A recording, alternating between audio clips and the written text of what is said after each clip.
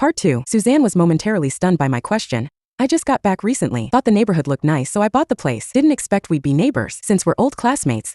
Let's keep in touch. She handed me a business card. I looked at it, CEO of Smith Eagle Pharmatech. So many years had passed, but Suzanne was still as impressive as ever. I kept the card and smiled at her. Yeah, let's keep in touch. Thinking back to the old days with Suzanne, I couldn't help but find it all amusing now. My smile softened without me realizing it. The next day, I arrived at the hospital, but the moment I stepped into my office, I was shocked to see Barry sitting in my chair. He looked at the wound on my forehead and smirked provocatively. Rough night on the streets after Lillian kicked you out, huh? That injury on your head, man. You look pathetic. He laughed and pulled out a box from his bag. Lillian and I saw this on our trip. Thought it'd be the perfect gift for you. Have a look, see if you like it. I opened the box and saw an ugly green shirt. I clenched the shirt, staring daggers at him, but Barry just looked even more smug. He picked up the shirt from my hand and leaned in closer, mocking me.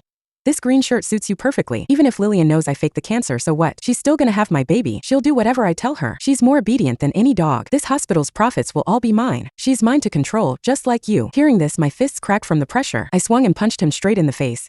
You disgusting piece of trash. Ruining someone's marriage and still running your mouth? I'll beat the crap out of you. Barry crumpled to the ground, holding his face in disbelief. You hit me? Lillian won't let you get away with this. I sneered, grabbed his hair and was about to land another punch when Lillian suddenly barged in. Without hesitation, she grabbed a nearby chair and smashed it across my back. Stop it, Lucas. My back burned with pain. I turned around to face her, only to be hit squarely in the face with a lunchbox. The sting of hot meal exploded on my skin. Lillian glared at me viciously. You said you're allergic to seafood, so I brought you shepherd's pie this time, and you repay me by beating people? Who gave you the guts to lay a hand on him? The sticky pastry clung to my face. My barely healed head wound split open again, but I didn't feel a thing. I stared coldly at Lillian. I pointed to the green shirt on the ground and laughed bitterly. Why don't you take a look at what he gave me just now? He said you cheated on me countless times and insulted you severely. Lillian only glanced at Barry. He quickly covered his face and pitifully showed her his injuries. Lillian, my face really hurts. Help me bandage it. Okay? Lillian panicked immediately, her eyes full of worry as she helped him up.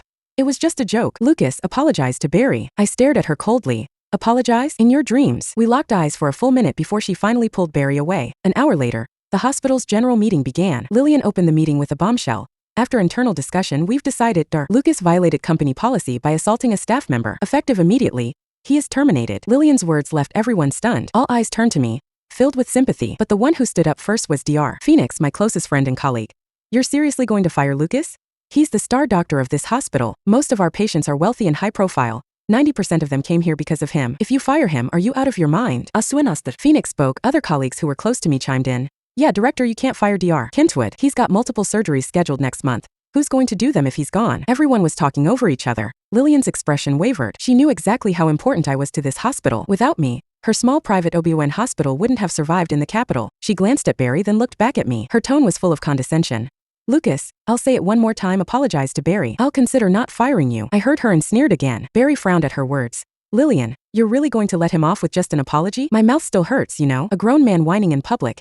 Everyone shot him looks of disdain. Lillian gave him a soothing look. I watched them and laughed coldly before standing up. In her smug gaze, I said clearly, apologize? In your dreams. No need for you to fire me. I quit. With that, I left the meeting room in big strides while Lillian stared after me in disbelief. Back in my office, I started packing. I saw the wedding photo of me and Lillian on my desk. This time, without hesitation, I threw it into the trash. That's when Lillian barged into my office. She saw the photo in the trash and screamed, Lucas, are you crazy? What are you doing? Even though the trash can was filled with junk, she didn't hesitate to reach in and pull the photo out. How could you throw away our wedding photo? She kept yelling at me.